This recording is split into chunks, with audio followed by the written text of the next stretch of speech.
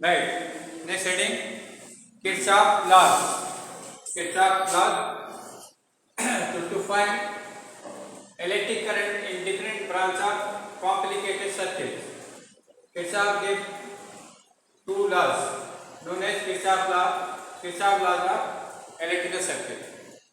जैसे कोई electrical circuit है, कॉम्प्लिकेटेड इलेक्ट्रिकल सर्किट है, उसमें आप डिसाइड नहीं कर पा रहे कि टोटल रेजिस्टेंस कैसे निकालें, टोटल इलेक्ट्रोमोटिव फोर्स कैसे निकालें, है तो वहाँ पर क्या करते हैं, किरचॉफ लॉ यूज करते हैं। क्या करते हैं, किरचॉफ लॉ यूज करके हम जो है कॉम्प्लिकेटेड इलेक्ट्रिकल सर्किट के डिफरेंट ब्रांच में करंट की वैल्यू हम बता सकते हैं। ठीक है, तो किरचॉफ लॉ यूज क्या है अपने इसकी वजह से जो है आप किसी कॉम्प्लिकेटेड इलेक्ट्रिकल सर्किट के डिफरेंट ब्रांच में इलेक्ट्रिक करंट की वैल्यू बता सकते हैं। ठीक है, तो ये ऐसे सर्किट यूज होता है जिसमें कि आप जैसे current equal to net electromotive force upon net resistance, ये इसके पहले पढ़ा था ना। अगर कोई सर्किट ऐसा है जिसमें कि नेट इलेक्ट्रोमोटिव फोर्स आपको नहीं डिसाइड हो रहा है ना, तो नेट रेजिस्टेंस डिसाइड हो रहा है, वहां पर आप किरचॉफ लॉ लगा करके इजीली करंट की वैल्यू बता सकते हैं। ठीक है, तो किरचॉफ के दो स्टेटमेंट हैं, कौन से दो स्टेटमेंट है, एक पढ़ना आपको। तो जो फर्स्ट स्टेटमेंट है वो किरचॉफ फर्स्ट लॉ कहलाता है, या फिर जॉनसन रूल कहते हैं। क्या कहते हैं, जॉनसन रूल। तो नेक्स्ट फर्स्ट पार्ट देखें, Kirchhoff first law, Kirchhoff first law, Kirchhoff first law or junction rule, इसको जॉनसन रूल भी कहते हैं, जॉनसन रूल। तो जैसे कोई इलेक्ट्रिकल सर्किट है तो एक पॉइंट पर बहुत सारे वायर मिल सकते हैं ना, जैसे कोई वायर है, कोई वायर है, कोई वायर है, कोई इधर से आ रहा है, कोई इधर से आ रहा है ना। तो देखिए एक पॉइंट पर बहुत सारे वायर मीट कर सकते हैं ना। तो जहाँ पर जंक्शन क्या होता है, जंक्शन क्या होता है बताओ, जंक्शन क्या होता है, जंक्शन जंक्शन क्या होता है, जंक्शन क्या होता है, मतलब जंक्शन क्या होता है,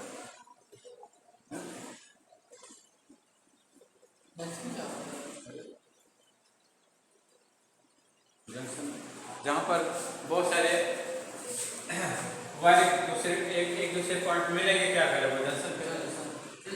जैसे यहाँ देखिए एक क्वार्टी मिला, एक क्वार्टी मिले तो क्या कहलाता है, junction.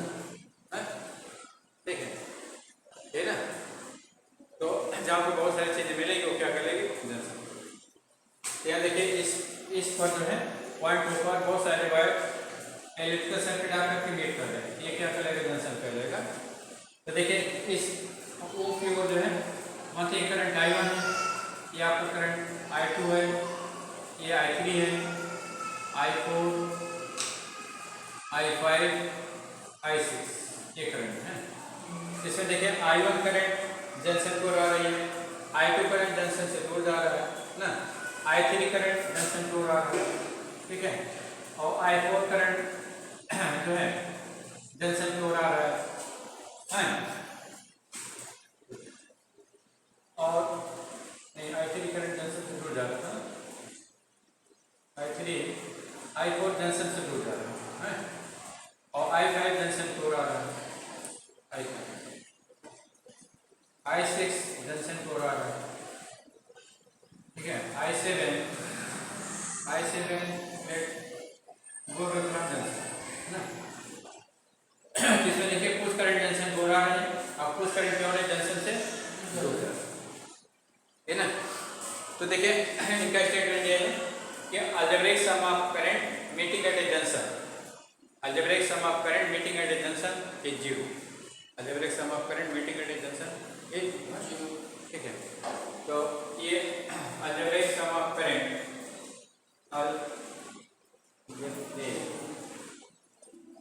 Algebraic current,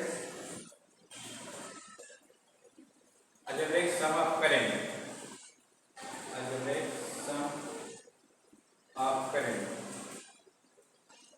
algebraic sum of current meeting at a junction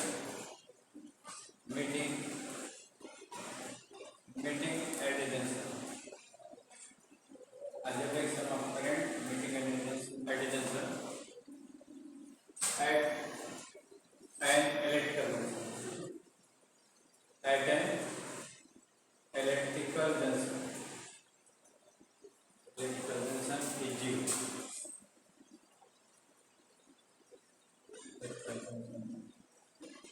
Is zero. इनका स्टेटमेंट क्या है? algebraic sum of current meeting at an electrical junction is zero. ठीक है, किसी भी इलेक्ट्रिकल जंक्शन पर मीट करने वाले सभी करंट का अलजेब्रिक सम क्या होता है? अलजेब्रिक सम क्या होता है? जीरो. ठीक है, ये इनका स्टेटमेंट है. तो सिग्मा आई की वैल्यू क्या हो जाएगा? Sigma I equal to zero. Sigma I equal क्या होगा? अलजेब्रिक सम को सिग्मा से दिखाते हैं. Sigma I equal to zero. ये आपका मैथमेटिकल स्टेटमेंट हो गया.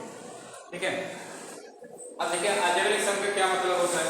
अलजेब्रिक सम मतलब इसे पॉजिटिव नेगेटिव साइन का ध्यान दीजिएगा. जब जोड़ेंगे तो इसे पॉजिटिव नेगेटिव साइन लेकर जोड़ेंगे. तो जो करंट जंक्शन को आएंगे वो पॉजिटिव होगी, जो करंट जंक्शन से दूर जाएंगे वो क्या होगी? नेगेटिव. तो current coming to the junction is taken as positive and current going away from the junction is taken as negative. ना, ये कन्वेंशन होता है. ठीक है, देखिए ले लीजिए. Current coming to the junction, currents coming to the junction, coming toward the junction, towards the junction, current coming toward the junction are taken as are taken as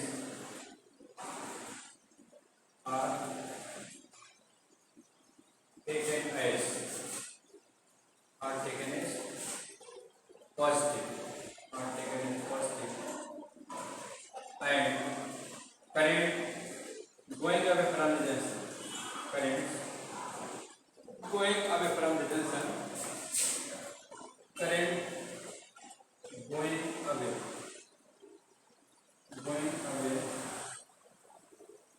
from the junction, current going away from the junction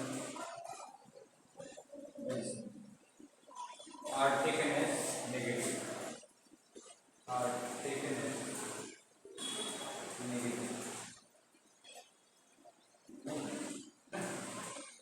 ये जो है convention. ठीक है, तो देखिए इसमें I one current क्या बताइए? आई वन करंट जंक्शन दूर आ रही है इसलिए पॉजिटिव दी जाएगी. आई टू करंट जंक्शन से दूर जा रही है इसलिए माइनस हो जाएगा. आई थ्री करंट जंक्शन दूर आ रही है इसलिए पॉजिटिव हो जाएगा. आई फोर करंट जंक्शन से दूर जा रही है इसलिए नेगेटिव हो जाएगा. आई फाइव करंट जंक्शन दूर आ रही है इसलिए पॉजिटिव हो गया.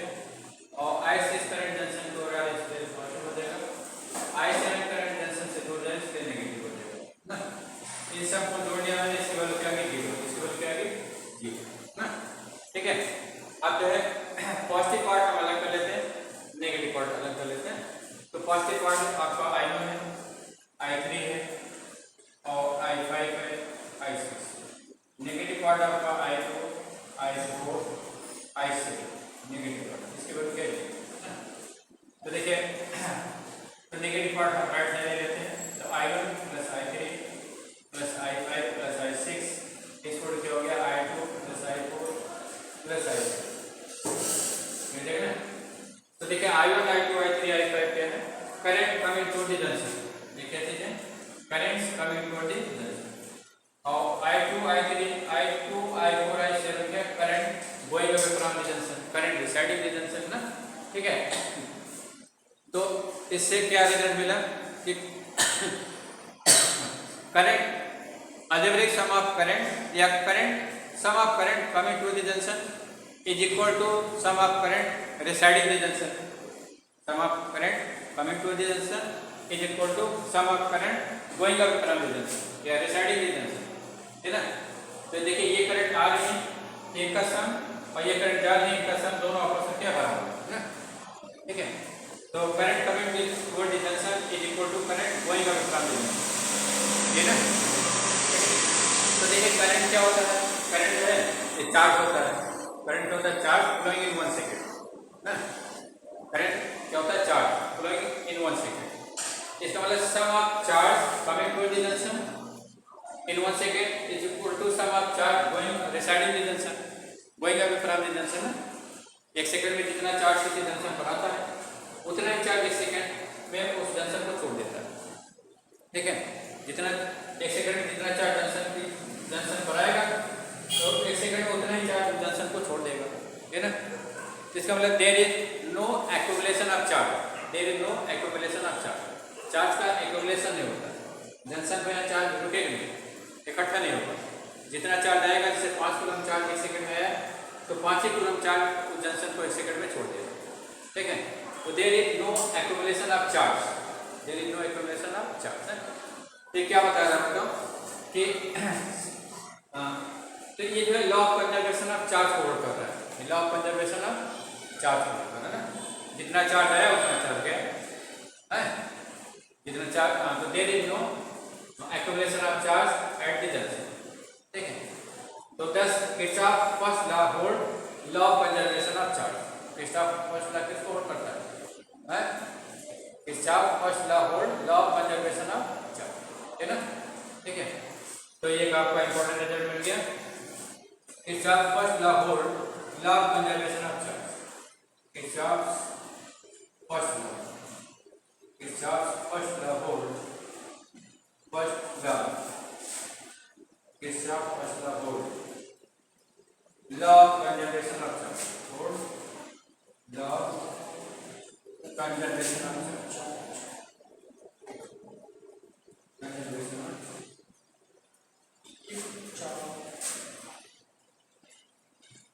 चलिए पूछा जाता है इंपॉर्टेंट है, चलिए देखिए।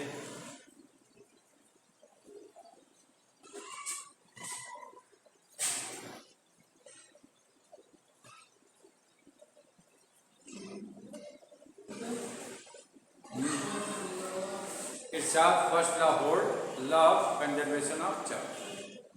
ठीक है, अब चलिए किरचॉफ सेकंड लॉ, फिगर बना लीजिए। एरो की डायरेक्शन सही दिखाया है,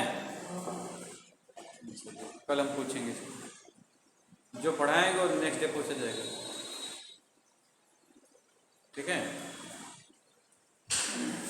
चलिए Kirchhoff second law, Kirchhoff second.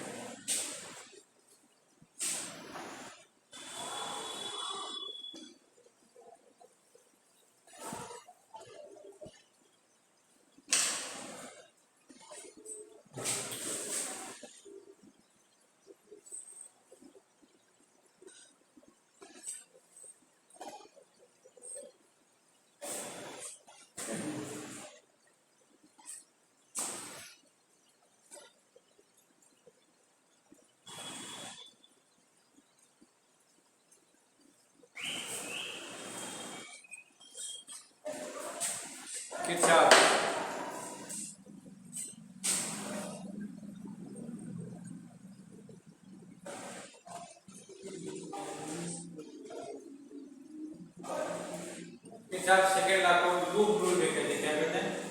Loop rule, mesh rule, loop rule या मेश रूल भी कहते हैं। ठीक है, चलिए तो किरचॉफ लूप रूल क्या है? सर्किट बनाइए,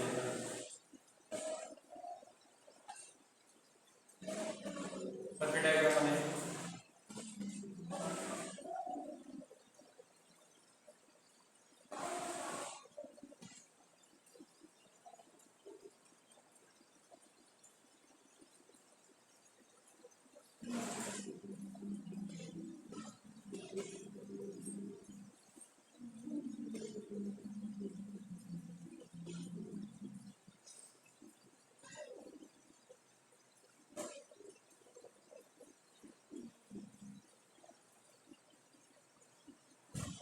तो देखिए, मानते हैं कि आपका एक इलेक्ट्रिकल सर्किट है, have a electromotive source E1 E2, electromotive sources E1 E2। ठीक है, and internal resistance R1 R2, load resistance capital R। तो देखिए इसमें एक क्लोज सर्किट आपका जो है E1, इसको A ले लेते हैं, B ले लेते हैं, एक E1 A E2 B E1 एक क्लोज सर्किट बन रहा है। एक क्लोज सर्किट आपका E2 A B E2 बन रहा है ना। एक क्लोज सर्किट आपका ये बनेगा E1 A R B be given. देखिए तो देखिए आप ये आपका इलेक्ट्रिक का सर्किट है, इसके डिफरेंट ब्रांच में हमको करंट की वैल्यू निकालना है। तो इनका स्टेटमेंट क्या है, लूप रूल का स्टेटमेंट या फिर आप सेकंड लॉ क्या होता है। देखिए इनका स्टेटमेंट है कि algebraic sum of electromotive force in any closed loop is equal to algebraic sum of voltage drop in each element in that loop. कोई आप लूप ले लीजिए, उस लूप में जितने भी इलेक्ट्रोमोटिव सोर्स हैं उन सभी का अलजेब्रिक सम कर लीजिए। इसकी वैल्यू किसके बराबर पाइएगा, voltage drop across each element in that loop. Algebraic sum of voltage drop in each element in that loop के बराबर पाइएगा। ठीक है, तो ये इनका स्टेटमेंट है, ये चीज यहाँ अप्लाई करेंगे। तो स्टेटमेंट पहले लिख लीजिए, algebraic sum of electromotive force, algebraic sum of electromotive force, algebraic sum of electromotive force, algebraic sum of electromotive force in any closed loop, any closed loop is equal to algebraic sum of voltage drop, algebraic sum of voltage drop across each element in that loop, across each element in that loop,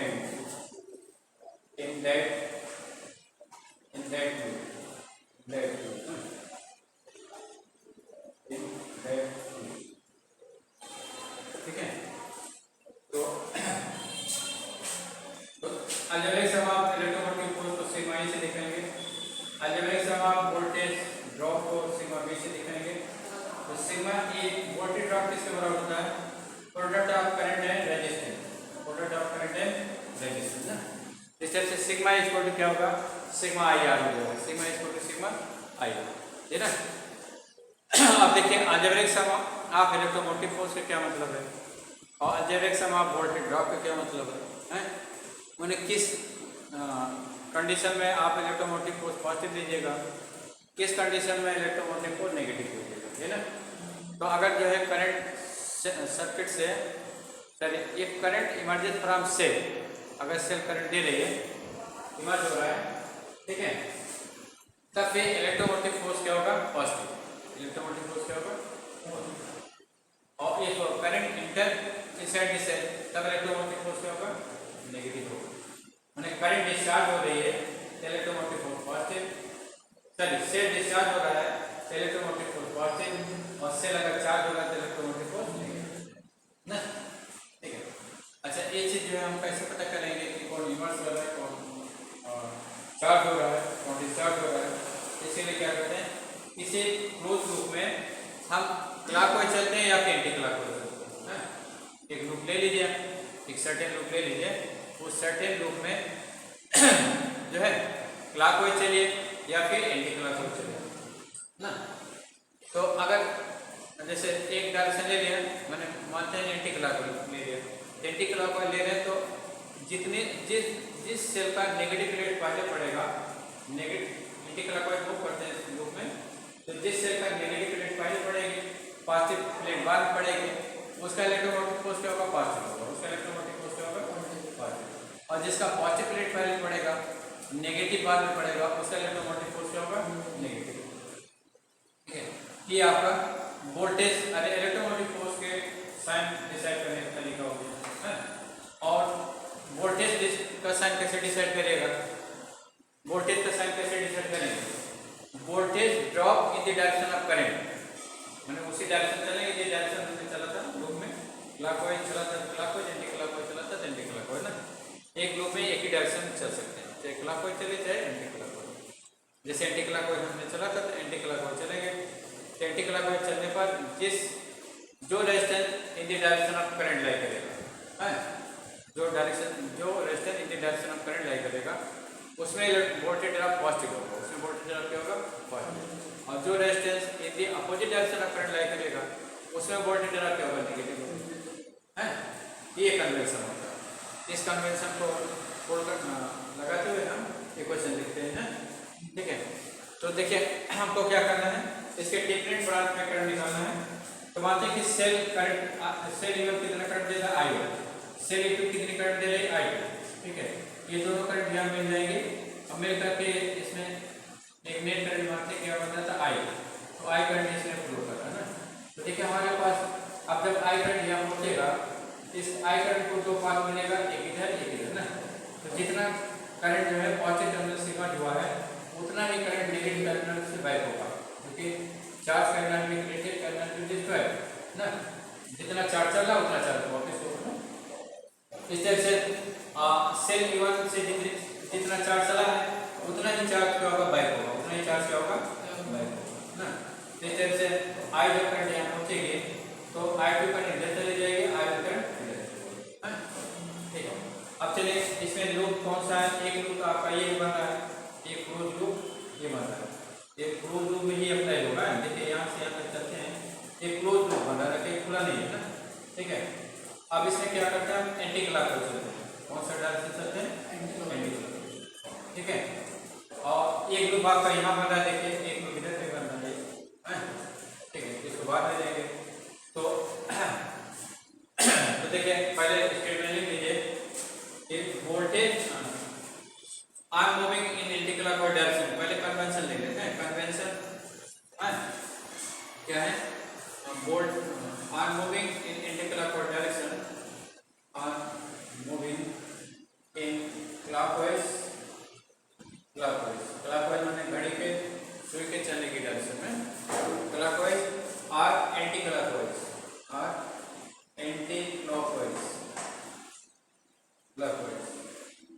are moving clockwise or anti-clockwise in any closed loop, in any closed loop, in any closed loop,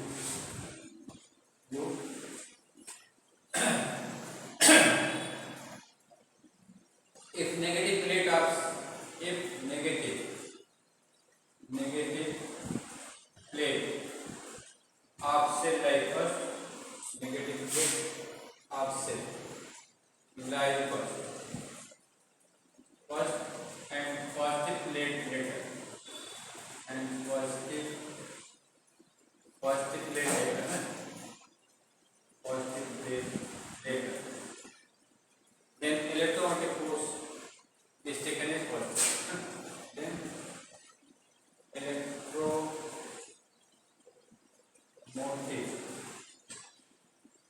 force is taken as positive,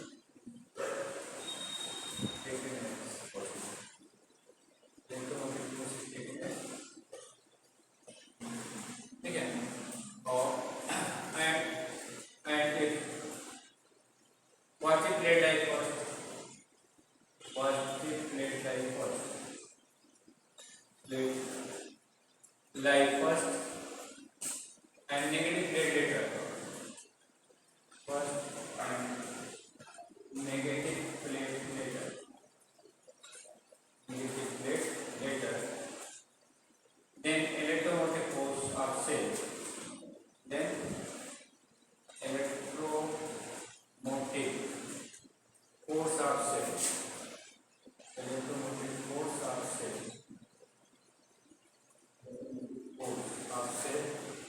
is taken as negative.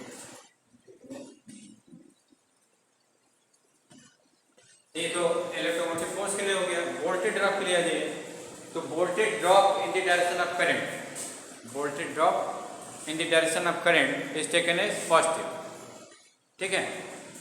तो इसे लिख लीजिए, voltage drop in the direction of current is taken as positive,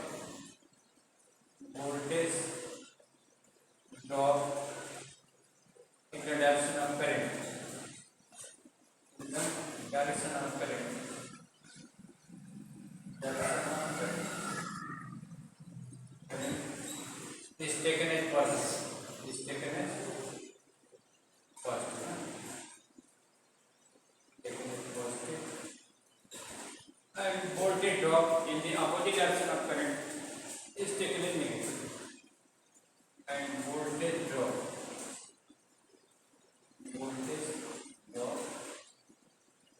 in the opposite direction of current, opposite direction of current, direction of current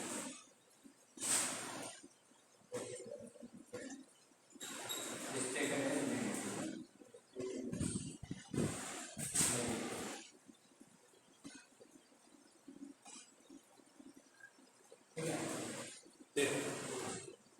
ये चीज आपको voltage के about होंगे, अभी दोनों जो है अप्लाई कर देते हैं। चलिए, applying loop rule in mesh 1। अब मेश 1 में लूप रूल अप्लाई करते हैं।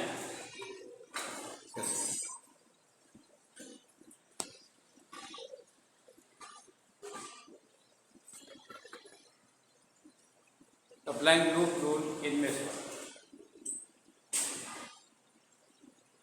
Applying loop rule in mesh 1, या लूप 1 है,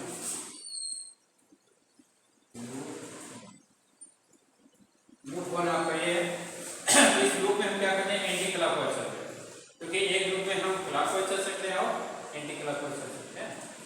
तो हम वो डायरेक्शन लेते हैं जिसमें कि हमारा मैक्सिमम करंट पॉजिटिव मिले, तो इसलिए एंटी क्लॉकवाइज चल रहे हैं। तो हमारा जो है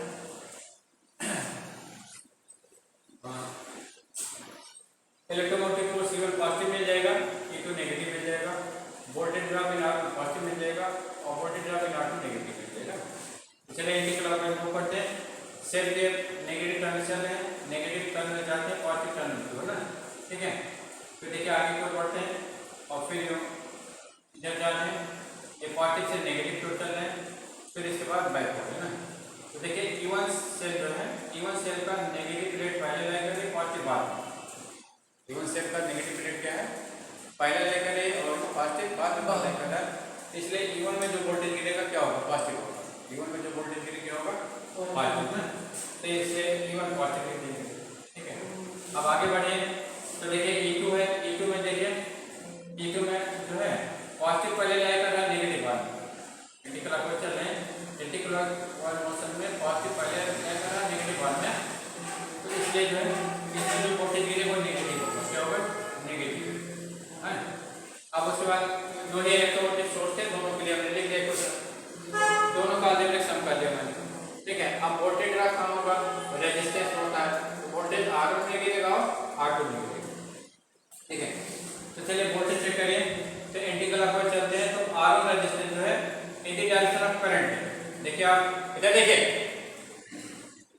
राइट टू लेफ्ट जा रहे हैं, राइट टू लेफ्ट ऊपर है ना, तो करंट भी जो है राइट टू लेफ्ट चल रहे हैं, करंट भी राइट टू लेफ्ट चल रहे है ना, इसलिए R1 में गिरने वाली वोल्टेज क्या होगी, पॉजिटिव।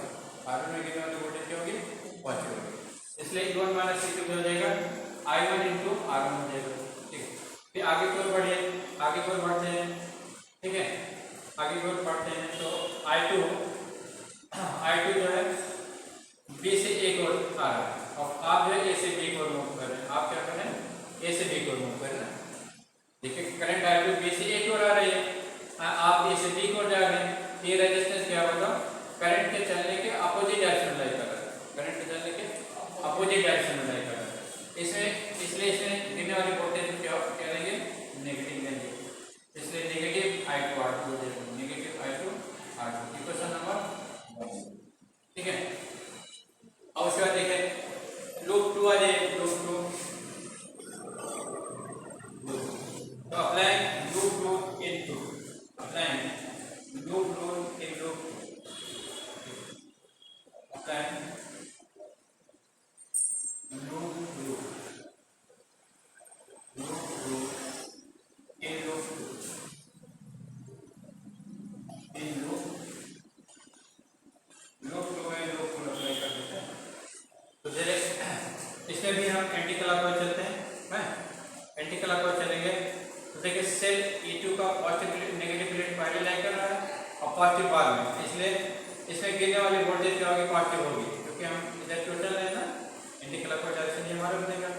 ठीक है, इसके नेगेटिव पहले लाई करें, पॉजिटिव बाद में लाई कर रही है, इसलिए सेल E2 का इलेक्ट्रोमोटिव फोर्स क्या हो जाएगा, पॉजिटिव। यहाँ पॉजिटिव लिख देते हैं। अब एक ही इलेक्ट्रोमोटिव सोर्स है, दूसरा है नहीं, एक ही लिखना पड़ेगा। अब देखिए वोल्टेज कहाँ गिरेगा, वोल्टेज कैपिटल आर में गिरेगा और R2 में गिरेगा ना। तो चलिए फिर एंटी क्लॉकवाइज चलते हैं। तो एंटी क्लॉकवाइज बी से एक और जा रहे हैं, करंट भी बी से एक और जा रही है। ठीक है, इसलिए R2 में गिरने वाली वोल्टेज क्या हो जाएगी, पॉजिटिव हो जाएगी। R2 में गिरने वाली वोल्टेज क्या हो जाएगी, पॉजिटिव। तो क्या लिखेंगे, R2 I2, है ना।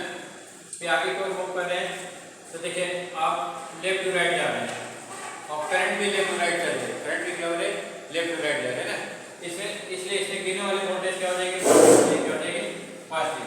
तो I इक्वल पॉजिटिव हो जाएगा। इक्वेशन नंबर सेकंड हो गया ना। तो देखिए देयर आर 3 अननोन्स, आपके पास 3 अननोन है, I1 I2 एंड I ना। तो 3 अननोन की वैल्यू निकालने के लिए हमको 3 इक्वेशन चाहिए। कितने चाहिए, 3 इक्वेशन। तो 2 इक्वेशन हमने लिख लिया, एक इक्वेशन और लिख लेते हैं। एक देखिए बड़ा सा लूप बांधा है, एक लूप क्या है, बड़ा सा बांधा है, ये वाला देखिए लूप, एक क्लोज लूप आपका ये बनेगा, ये ना, एक लूप आपका ये बनेगा। ठीक है, अब इसमें हम इक्वेशन लिखते हैं, एंटी क्लॉकवाइज मूव करेंगे। एंटी क्लॉकवाइज मूव करने पर सेल E1 का नेगेटिव पहले लाई करना, पॉजिटिव बाद में, इसलिए सेल E1 यानी कि applying loop rule in mesh, applying loop rule in loop, इसका लूप कौन है, इसका loop E1A B R A B I E1, है ना, इसका लूप ये होगा। इसे अप्लाई कर दीजिए, तो अप्लाई करिए तो E1 क्या हो जाएगा, पॉजिटिव, है ना, क्योंकि आप एंटी क्लॉकवाइज चलिएगा ना, एंटी क्लॉकवाइज चलेगा, इसके नेगेटिव प्लेट पहले आ रही, पॉजिटिव बाद में, तो पॉजिटिव हो गया इलेक्ट्रोमोटिव फोर्स, एक इलेक्ट्रोमोटिव फोर्स है इसमें। अब वोल्टेज जो है R1 में गिरेगा, कैपिटल R में गिरेगा। तो देखिए आप लेफ्ट राइट टू लेफ्ट जा रहे हैं, करंट भी राइट टू लेफ्ट चल रही है, तो voltage drop in the direction of current होता है, पॉजिटिव होता है। तो R1 in the direction of current lie कर रहा है, इसलिए इसमें गिरने वाली वोल्टेज क्या हो जाएगी, पॉजिटिव हो जाएगी। तो I1 R1 पॉजिटिव हो गया। अब आगे को बढ़िए, तो देखिए I इंटू R ये भी पॉजिटिव होगा, क्योंकि लेफ्ट टू राइट चल रहे हैं, करंट भी लेफ्ट टू राइट जा रहे हैं, इसलिए कैपिटल R में गिरने वाली भी वोल्टेज जो हो जाएगी, पॉजिटिव होगी। तो I इंटू R हो जाएगी। इक्वेशन नंबर 3 ना। तो there are 3 unknowns and 3 equation, 3 unknown है, 3 इक्वेशन है। By solving equation 1, 2 and 3 we can find unknowns I1, I2 and I3, that is unknown current I1, I2 and I3, which are flowing in different branch of the circuit ना। इस type से different branch of circuit में बहने वाले current आप निकाल सकते हैं बाय यूजिंग किरचॉफ लॉ ना। ठीक है, तो bye solving equation 1, 2 and 3, bye solving equation 1, 2 and 3, 1, 2 and 3, we can determine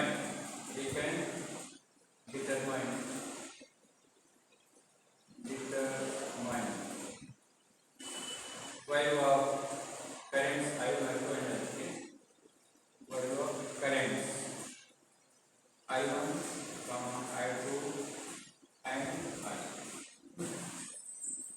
this type से by using Kirchhoff's laws of electrical circuit you can determine electric current in different branch of electrical circuit. Complicated